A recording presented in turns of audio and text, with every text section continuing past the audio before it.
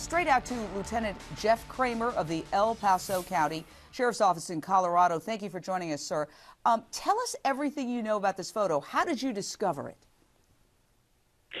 We had gained some tips a few days ago from folks calling in, letting us know that they had seen the ad come up and there was information that Cara might be in the Las Vegas area.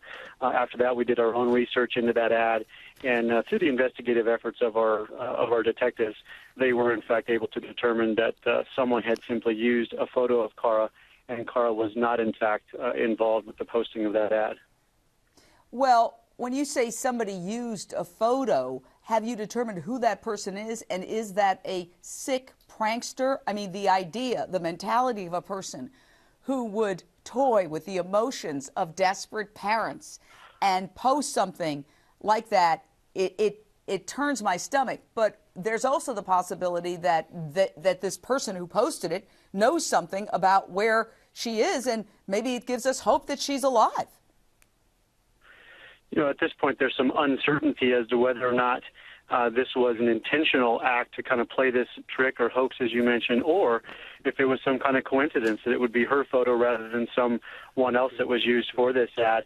It was interesting when we spoke with some officials from the Las Vegas area, some authorities there. They mentioned that it's not uncommon at all for these escort-type services to simply kind of fish around the internet, if you will, look for photos such as these to use for their advertisement, hoping to gain calls into their services.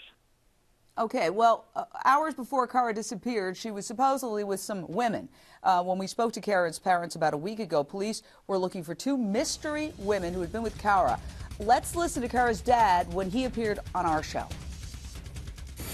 She spent the day with one of these mystery brunettes, and she was in her room and just hanging out with a friend.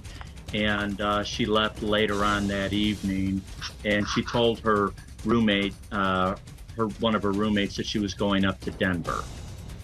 Okay, and here's a photo of one of those women that she'd been with. Lieutenant Kramer, did you ever find these women, and what did they say about their last meeting with Cara right before she seemingly vanished into thin air? We have been able to identify one of those women, and the other remains unidentified. The one that we had a photograph of that I think you have there, we were able to positively identify her. She is local to the Colorado Springs area. Our investigators had a chance to speak with her a few days ago, and it was helpful at least in being able to establish some of the timeline, if you will, that this young lady had spent with Cara a few days prior to her disappearance.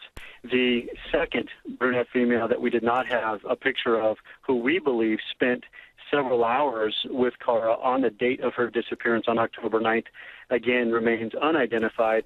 We're still looking to the public for help to identify who that young lady might be. We would love an opportunity to speak with her.